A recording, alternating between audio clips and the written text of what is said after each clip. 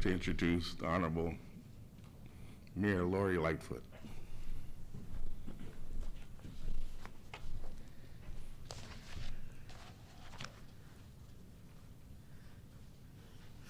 Good morning, everyone. I'd like to begin by thanking Commissioner Ford and his command staff for making Chicago's fire department one of the finest in the nation. This is a special day for our city.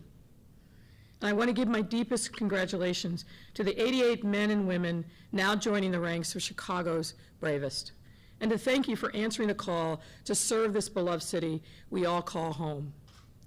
But I know you didn't make your journey by yourselves. No one ever does. Standing beside you the entire time were family and friends who are watching right now over the internet. I want to give a special thanks to all of you who are watching at home for your support and sacrifice through this process. This is your day too. I only ask that you keep up the good work as your loved ones embark on their long careers of service.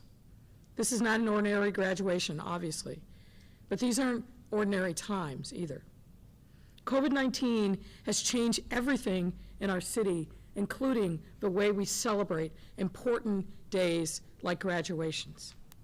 COVID-19 has changed that, as we've seen, but the one thing that we've seen with it is that it's constant.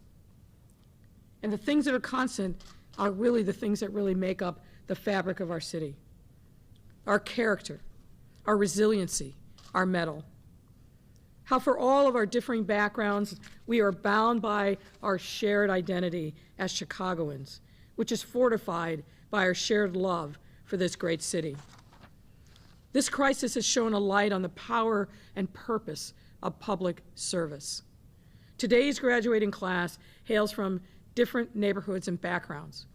26 members went to Chicago Public Schools, 14 served as police officers, and 26 served in our nation's military.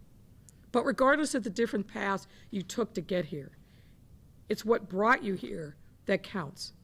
And that's, of course, the call to service, one of the most noble callings there is. The call that has you rescuing us in our time of need, treating us when we need healing, and running into the fire when everyone else is running away. You, men and women of the Chicago Fire Department, are our lifeline, and we look to you in times of crisis, no matter what form it takes. We call our firefighters Chicago's bravest because that's what our firefighters and EMT do. They sacrifice their own safety for the safety of their fellow Chicagoans.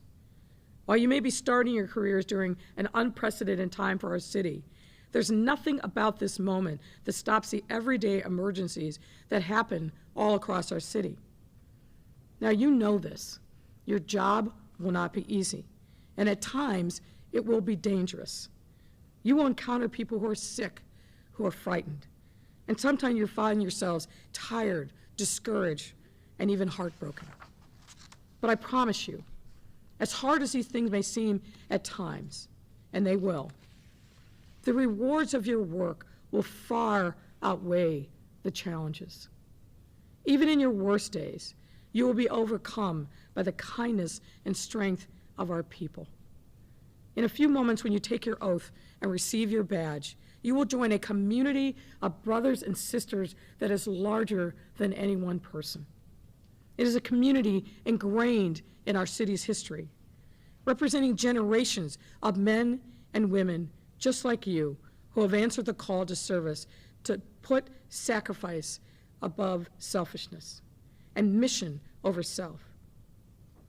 I ask all of you to rise to this occasion, to enter into the family that you are now a part of, and be worthy of that legacy. As all-consuming as our current crisis is, we will get through this and life will go on. We already are. That's why I encourage you to get to know the neighborhoods that you serve. Talk to the residents, listen to their stories, and share your own. If you only experience Chicago from inside a firehouse, you will be missing everything that makes this city unique And invariably, you're going to be going into parts of the city that you've never seen before, that you're not familiar with. Use this as an opportunity to really expand your horizons. Get to know the store owners and the kids and the grandmas. Everything that makes these neighborhoods unique and vibrant, and why we cherish being a city of neighborhoods. Go to the neighborhood block parties and join their parades. It doesn't matter which community or what corner of our city, Chicagoans love where they live. They love their street corners. They pour themselves into their work and want nothing more than to see their families and their neighbors succeed. If you do so, over time, you'll find that you are not only protecting a community, you will have become part of that community as well. I want to remind you that for all the care you put into those you serve, never to forget to care for yourselves and for those you serve with. If you're going through a tough time, as all of you invariably will, lean into the relationships that you have made and that you will make among your coworkers and your supervisors. You never need to carry the burdens of the job alone. We will and continue to be there for you, just as you will be there for us. You have my word that as you take your new assignments and begin this incredible journey, your city will be with you every step of the way, in training, equipment, but also in making sure that you recognize and understand how much we value and need you. That is our obligation and responsibility to you, and that is the mission and our promise. As your mayor, I want to thank you all again for answering the call to serve our great city. Some of you know people who've been deeply affected by COVID-19. Some of you, even in this room, have had loved ones that have passed away. This is hard. It's the challenge of our lifetime. No one living today has gone through anything like this, a pandemic that is global in scope, but local in impact. But we will survive because of the bravery of people like you in this room, because of the strength of you who still answer the call to service, even in these difficult times. Let me be clear. We need you, and we are grateful to you, and we will always stand by your side. Thank you on behalf of a grateful city. God bless you and give you strength as you go on to this next stage in your journey. And congratulations to you and your family on this incredibly important day. It is now my honor to welcome Commissioner Ford to share a few words.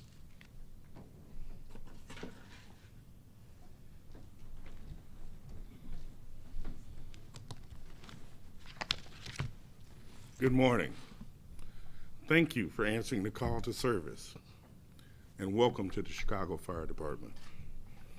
I am sure that this graduation day played out a little differently in your minds from when you first entered the Fire Academy.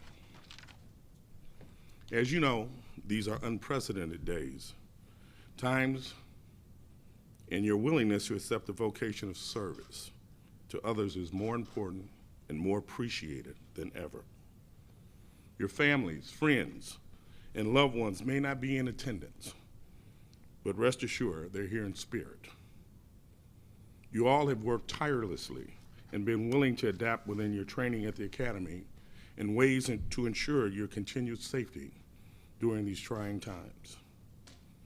I will ask you to continue practicing safety first and always fall back on your training, the training that you've received thus far. From the moment you stand at your first roll call and take your first run-in, you will be put to a test.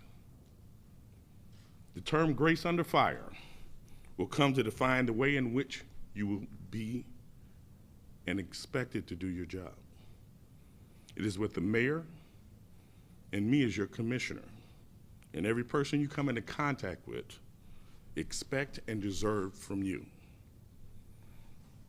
As if those demands are not enough under normal circumstances, We require that you do that during a global pandemic. I am confident that all of you standing before me and your colleagues listening and watching in other rooms in the building will represent us well and live up to the expectations that are in place. Just remember, every single time you roll up on a home, a business, or an intersection, that person that you're assisting may be having the worst day of his or her life. I am confident that you will treat them as you would want your loved ones to be treated. You have been trained by the best to be the best. You live and now serve in a city that is anything but normal, and everyone will look to you as symbols of strength and courage in spite of the danger. That danger is now seen and unseen. Be the examples the city and the world are looking to you to cling on to. As I said before, congratulations. Welcome to the Chicago Fire Department family, and thank you for answering your call to duty. I pray for a long, successful, and fulfilling career for all of you. I met with every group before. I meant what I said. Stay in the books. Take care. Above all else, stay safe. God bless you. Thank you.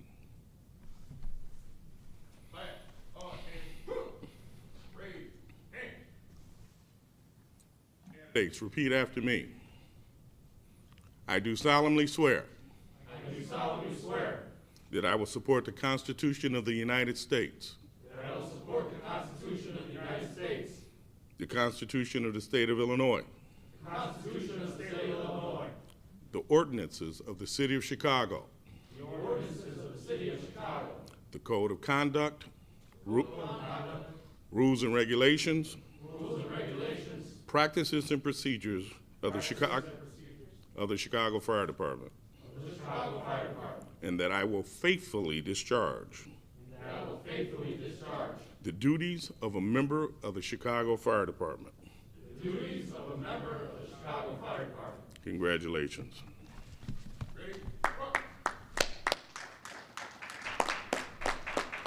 Anil Acuna.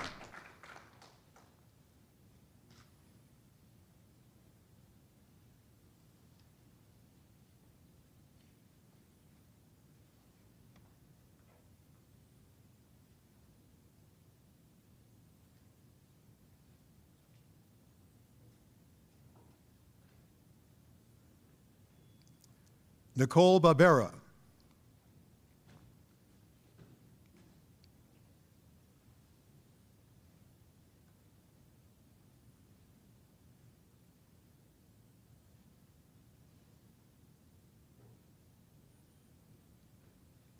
James Braggs.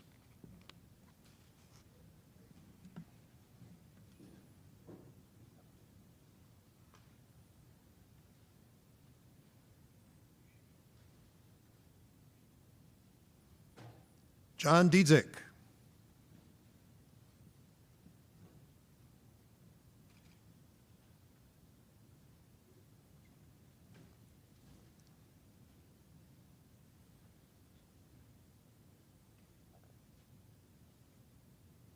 Ryan Ellison.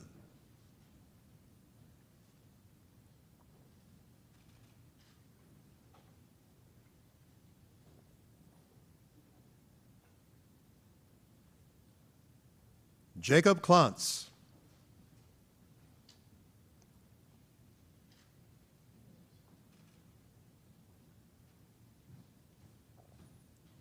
Angel Lopez III.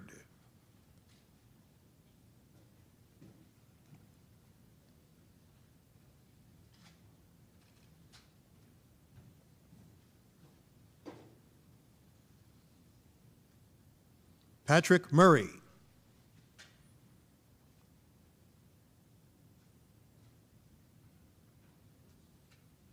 Jose Silva.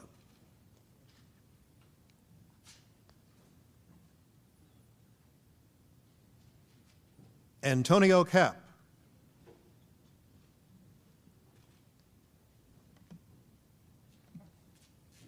Jenna Carter.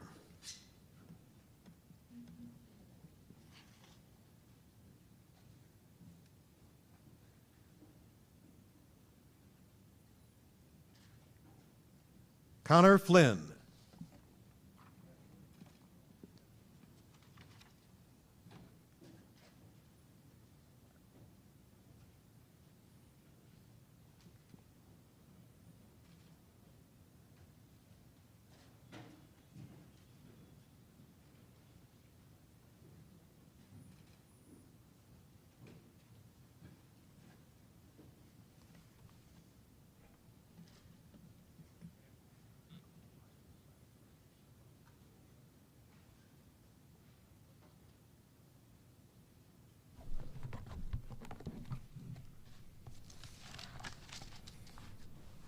Detail. All I can. Raise hand. Candidates, repeat after me. I do solemnly swear I do solemnly swear that I will support the Constitution of the United States, that I will support the Constitution of the United States, the Constitution of the State of Illinois, the Constitution of the State of Illinois, the ordinances of the City of Chicago, the ordinances of the City of Chicago, the Code of Conduct, the Code of Conduct, rules and regulations, rules and regulations, the practices and procedures of the Chicago Fire Department, practices and procedures of the Chicago Fire Department, and that I will faithfully discharge and that I will faithfully discharge the duties of a member of the Chicago Fire Department. the duties of a member of the Chicago Fire Department. Congratulations. Michael Healy.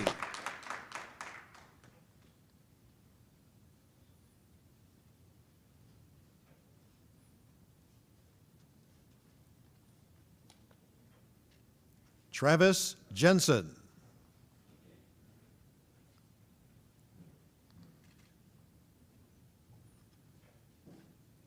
Terrence Johnson.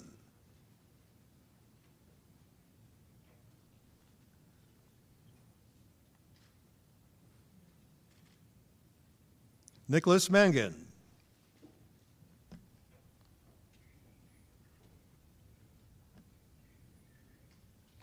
Daniel McDonough.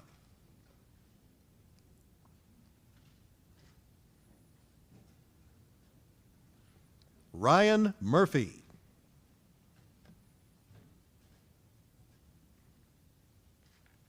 Emil Wadman.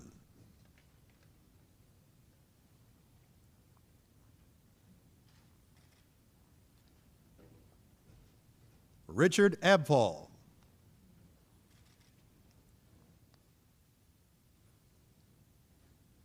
Sylvester Davis.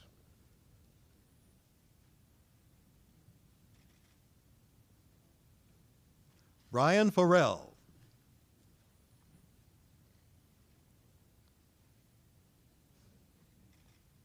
Jesus Fonseca.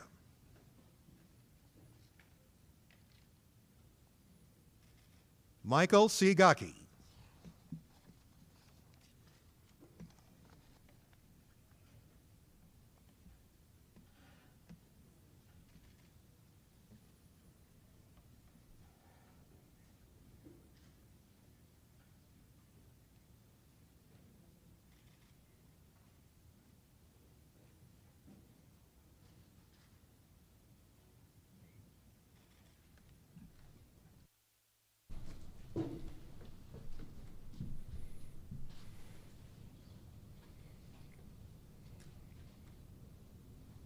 Detail. All I can. Raise hand. Candidates, repeat after me. I do solemnly swear I do solemnly swear to support the Constitution of the United States, to support the Constitution of the United States, the Constitution of the State of Illinois, the Constitution of the State of Illinois, the ordinances of the City of Chicago, the ordinances of the City of Chicago, the Code of Conduct, the Code of Conduct, rules and regulations, rules and regulations, practices and procedures of the Chicago Fire Department, practices and procedures of the Chicago Fire Department, and that I will faithfully discharge and that I will faithfully discharge the duties of a member of the Chicago Fire Department. the duties of a member of the Chicago Fire Department. Congratulations. Jorge Gomez.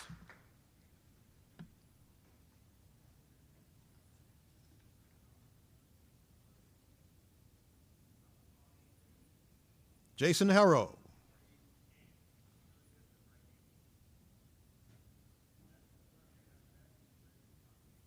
Brian Kennedy. Michael Micardo Estrada.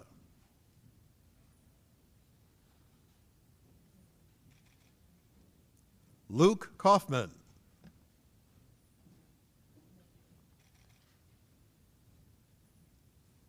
Victor Figueroa.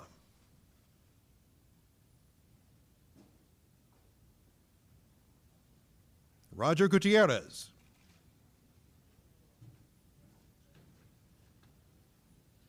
Jonathan Arizari.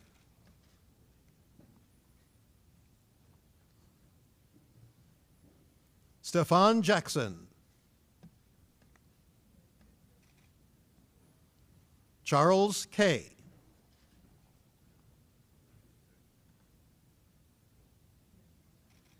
Aiden Martinez. Lionel Morales.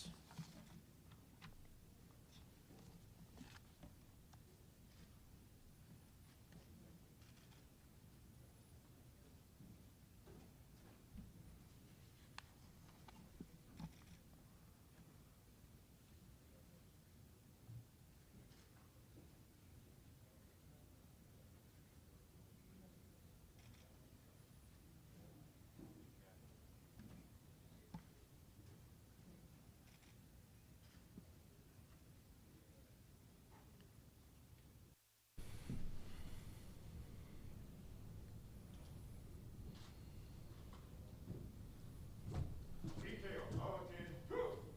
Raise hand. Raise hand. Candidates, repeat after me. I do solemnly swear I do solemnly swear that I will support the Constitution of the United States, that I will support the Constitution of the United States, the Constitution of the State of Illinois, the Constitution of the State of Illinois, the ordinances of the City of Chicago, the ordinances of the City of Chicago, the Code of Conduct, rules and regulations, practices and procedures of the Chicago Fire Department, practices and procedures of the Chicago Fire Department, and that I will faithfully discharge and I will faithfully discharge the duties of a member of the Chicago Fire Department. the duties of a member of the Chicago Fire Department. Congratulations. Christian Padilla.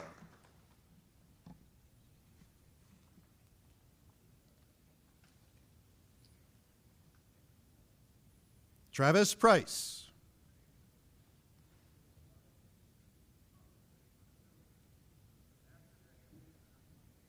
Orlando Smith. Patrick Bansley. Scott Brzezikowski.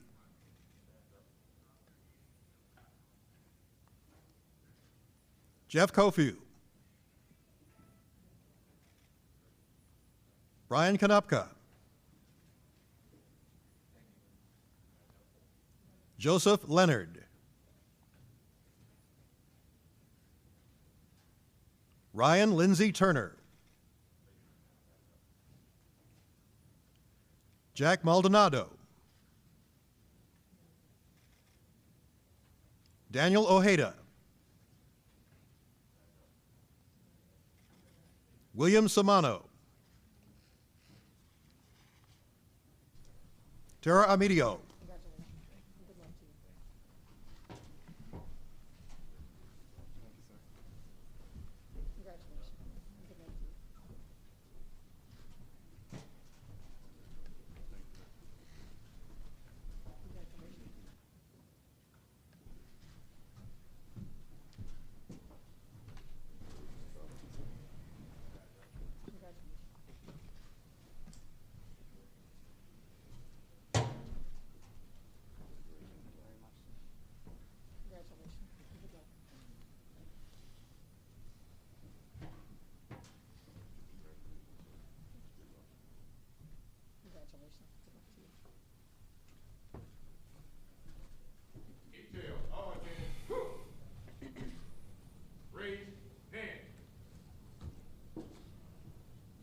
Candidates, repeat after me.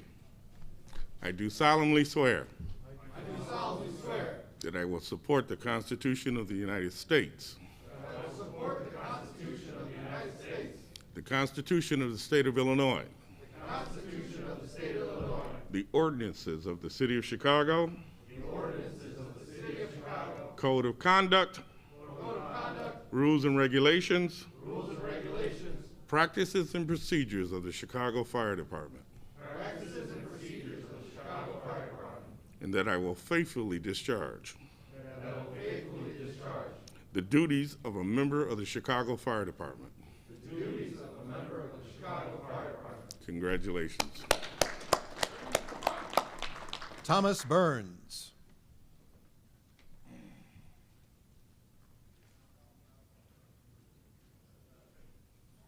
Daniel Cruz.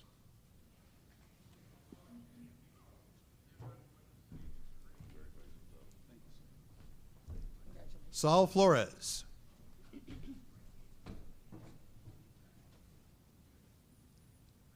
Peter Giba.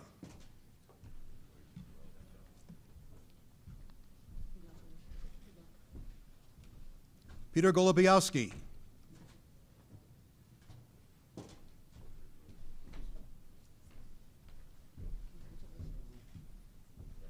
Kyle McNicholas.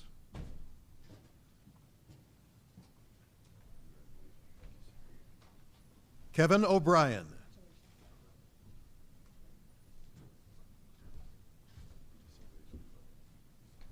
Michael Woolette.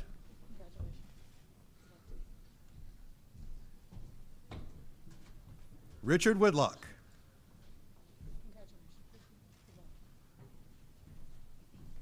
Lauren Williams.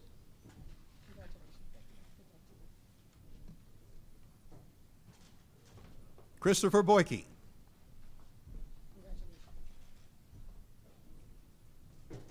Chris Cerrito. Brian Connor.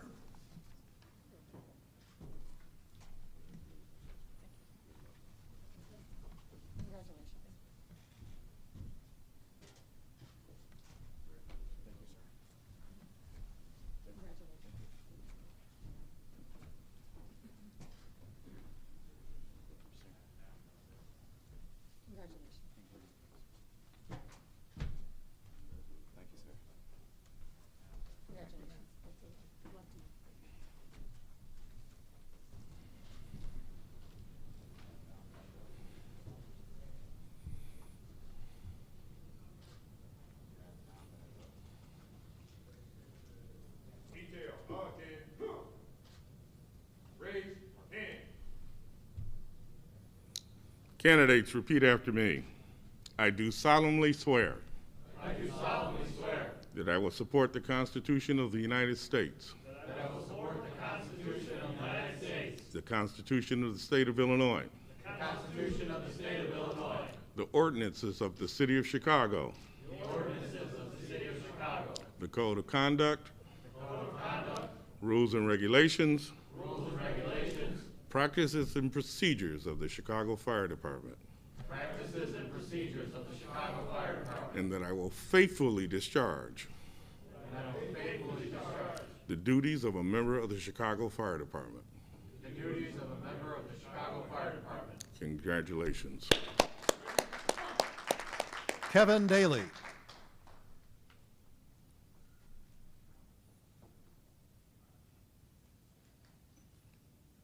Drew Page.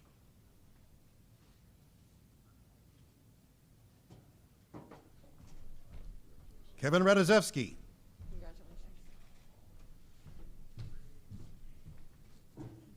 Brian Rodriguez.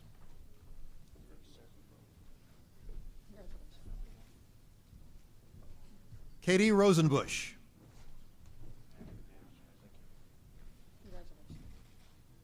Adam Sandoval. Emily Schrantz.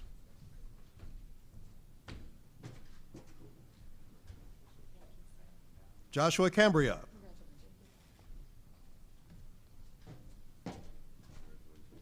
Patrick Coughlin.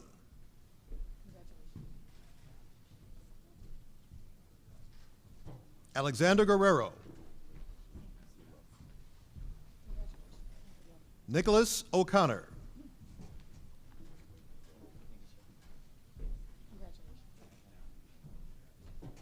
Al Richards.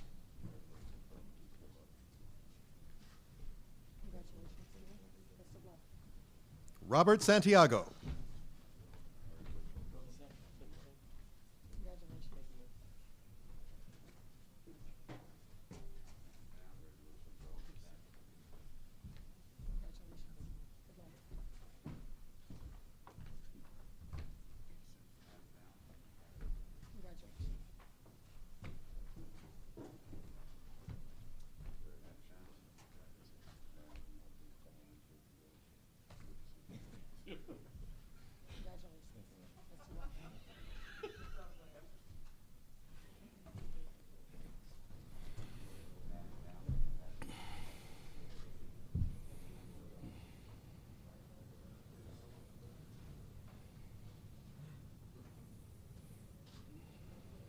Detail on 10, go. Raise hand. Candidates, repeat after me.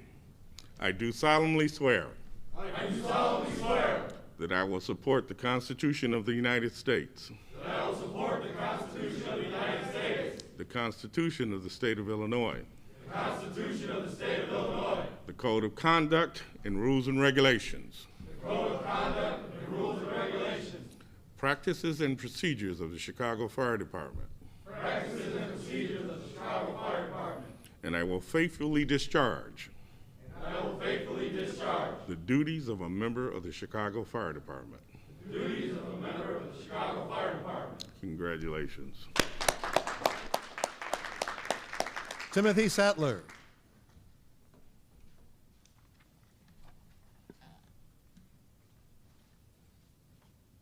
Anthony Strzelka.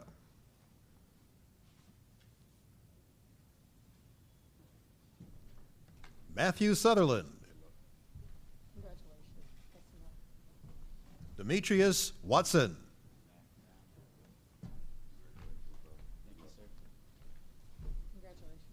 Juan Harrow.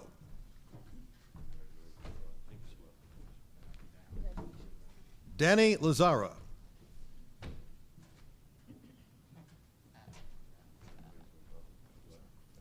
Kyle McSweeney.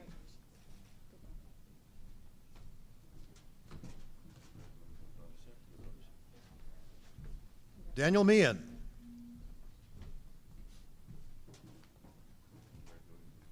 John Mullins.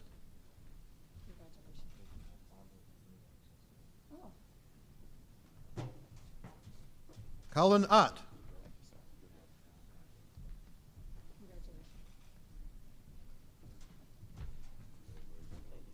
Rudy Santana.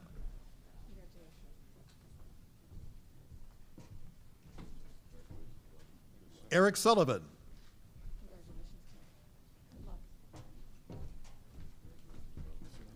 Michael Vargas.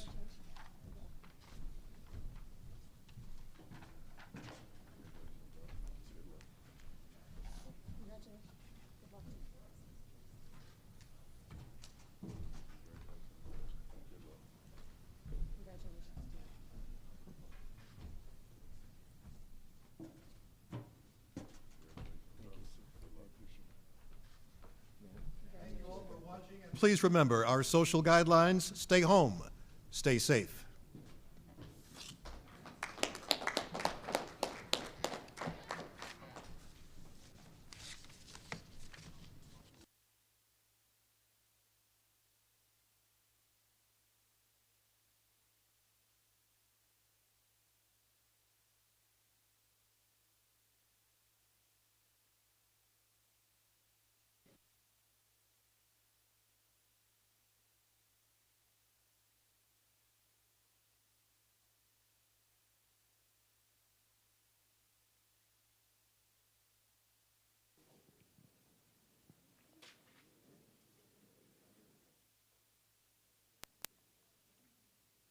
Good morning, Mayor. How are you? Good. You could Terrence. probably have a seat if you'd like. Oh, I like standing. Okay.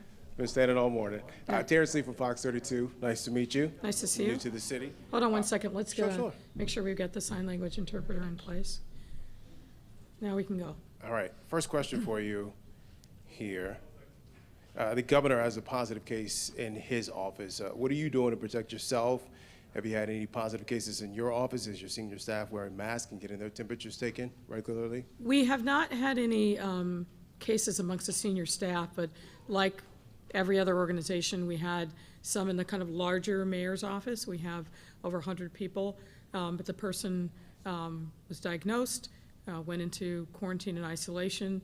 We notified all the people that the person had come into contact with. Now, this has been some weeks back, so we have a very specific protocol on how we handle these cases. We are doing temperature checks, and we are looking at other safety measures. Most of our staff has been working for some time, so they're not physically in the building, but we do have a small group that remains in the building, and we're being diligent about who comes in and who doesn't. Most people are wearing masks. We've got hand sanitizing products all over the office, but we're also looking at some additional measures, and particularly as we start to think about the possibility of bringing staff back to City Hall and opening. Those are ongoing conversations that we're having. Another question here for you. There is a push on social media, and I don't know if you're aware of this, but to defy the orders in place right now in the state and the city this coming Sunday. Anything you want to say to faith leaders out there who may be thinking of defying your orders, the governor's own orders? Yeah, I don't think it's smart. Part of the reason that we have put these measures in place is to save people's lives, and we know that congregate settings, particularly congregate settings where we have people who are gathering, who have underlying medical conditions, who are over 60 years of age. Those are exactly the kind of conditions where this virus spreads rapidly and unfortunately has led to death. Prior to the stay-at-home order and even right afterwards, we did have some congregations that just refused to adhere, and unfortunately in those circumstances, we've had faith leaders get sick and die, and we have members of their congregation sick and die. So these measures are not arbitrary. They're put in place for a reason, and our hope certainly is that people are going to be compliant. We're trying to educate people into compliance as much as possible, but if not, we will absolutely not hesitate to take other measures to ensure that leaders are leading in a responsible way during this time period. This is a question for you from Daniel Kramer from CBS Chicago. He says, regarding the rules for third-party food delivery apps, I'm just going to ask if you could speak up just a little bit Yes, louder. ma'am. Yes, ma'am. Go ahead. Sir. Regarding the rules for the third-party food delivery apps, what prompted these changes? Grubhub, DoorDash, and others are large national companies. How can you expect them to have special disclosures just for Chicago customers? Well, I don't think this is special for Chicago, and really this is an issue that I think has been animating discussions in cities all over the country. It's very important that there's transparency. I think the average customer who's ordering wants to know what the actual payment is, what the fee is going to be for the restaurant, and if a delivery service is taking what I think some have alleged, which is an inordinate amount of the fee, making it difficult for restaurants to be able to earn what are already very tight margins. I think the average consumer wants to know that and is going to act accordingly on the basis of that information. We just did a delivery at my house last night, and there was very little transparency around where the different charges were going to fall and who was going to be bearing them. That's information I think that the consumer has a right to know so that they can make choices wisely.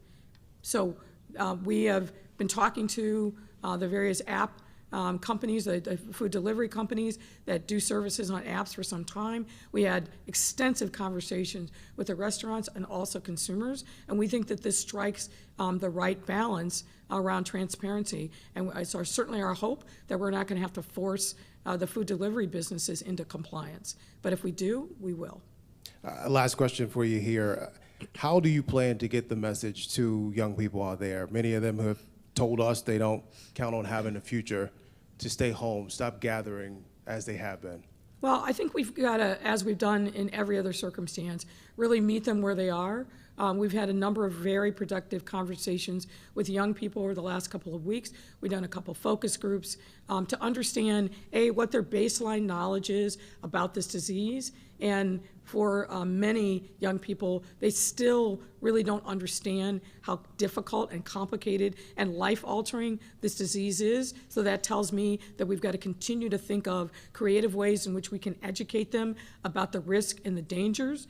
But we also, aside from having, I think, credible messages that really reach them, is we have to have credible messengers. We have to have surrogates who really have resonance among the different sectors of young people. As you know, young people are not a monolith.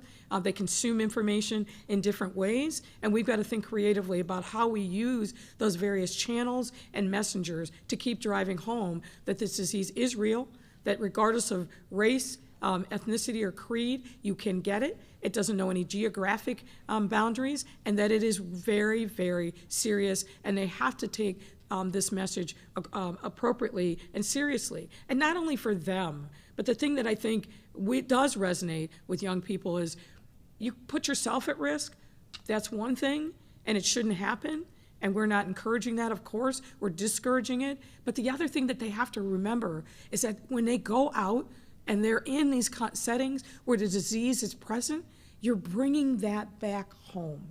You're bringing it home to your family, to people in your household that you love and care about, people who may have underlying conditions, something like asthma or upper respiratory disease or heart disease or diabetes.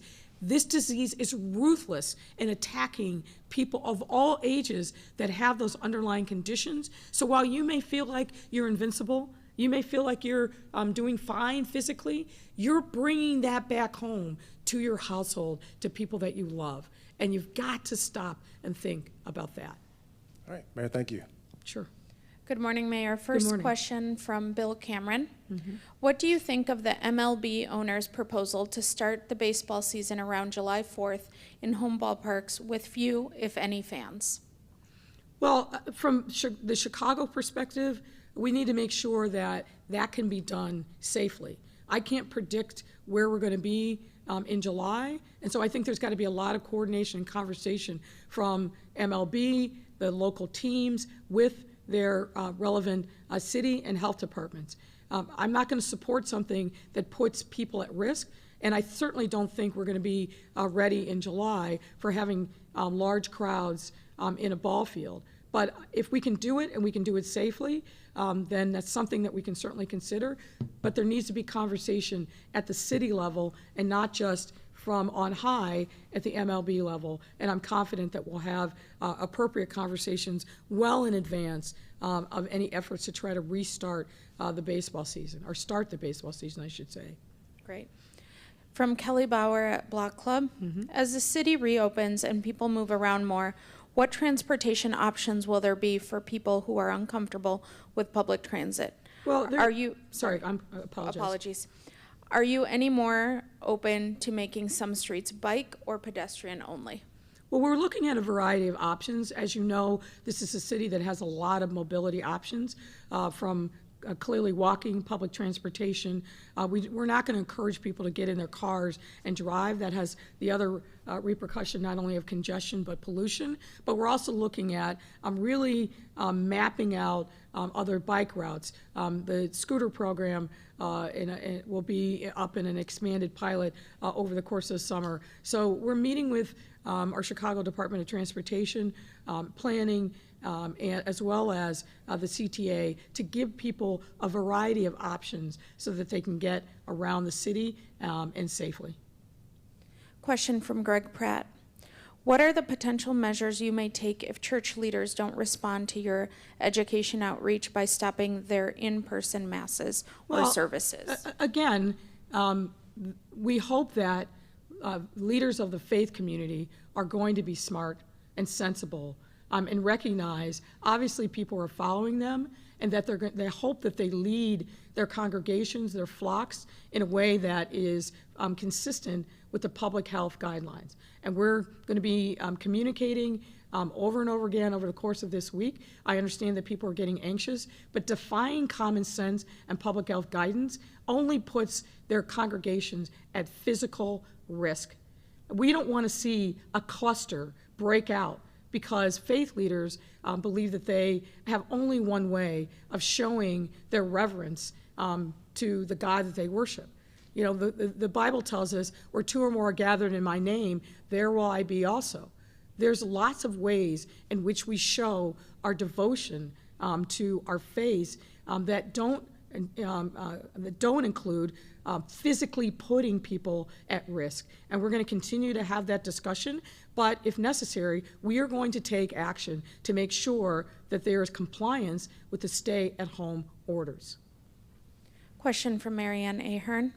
There's so much frustration on when the city and state will reopen.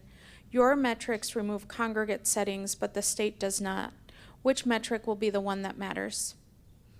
Can you repeat the question again? I'm sorry. The last part of it, around congregate settings. Your metrics remove congregate settings, but the state does not. Which metric will be the one that matters? Well, we are still very much engaged in our congregate settings. That is, as we all know, have been an area where we've seen significant spread of the virus. We've been on board working with congregate settings, whether it's nursing homes, whether it's senior facilities. That's been a part of the work of our COVID-19 response, literally from day one. So we are focused on the metrics that we think are making a substantial difference in Chicago. And we've laid those out in detail, obviously hospitalizations, ICUs, rate of positivity, rate of testing, and so on. And those are the ones that we think make the most sense for our region. Even with the state plan, it didn't presume that there's going to be a cookie cutter approach across the various regions in the state. That's not what the plan anticipated. So we feel very, very comfortable with the metrics that we laid out, and those are the ones that we watch every single day, and those are the ones that we will be following to determine whether we move from phase 2, where we are right now, to phase 3. Last question is a two-part question, Mayor, from WSNS TV. Some vendors that used to be at flea markets are now selling their goods on the streets of Chicago. Many of the Latino vendors say that this is their only way of survival since there isn't any help for them. Mayor, can we get your response to that? And are there any funds being raised for vendors?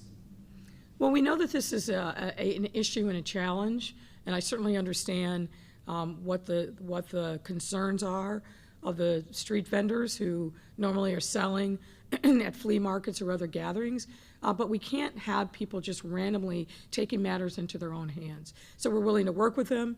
Our Business Affairs and Consumer Protection Department has done an extensive amount of outreach, particularly these small little micro businesses or businesses where it's one person selling wares. But there's got to be compliance with the stay-at-home order. We know that people are anxious and frustrated, but I just step back and look at what's happened not only in other parts of the world, like Japan and Singapore, that opened up too quickly and saw a significant surge in cases and then had to reapply restrictions on mobility. It's happening in the United States. Georgia, for example, is a state where they reopened. Now, they didn't do a whole lot on the front end regarding restricting people's mobilities, but guess what? They threw open the floodgates, and what have they seen? A significant spike in cases. We don't want to have to open and then reclose because people are not doing what's necessary. And in this period now of phase 2, where we still have to significantly restrict our movements, we have to make sure that there is universal compliance. And we're going to keep preaching that gospel because we know that is the only way that we're going to save lives. And I understand that this has absolutely been an economic hardship on many, and particularly those vendors that rely upon the flea markets and other kinds of sales that haven't been available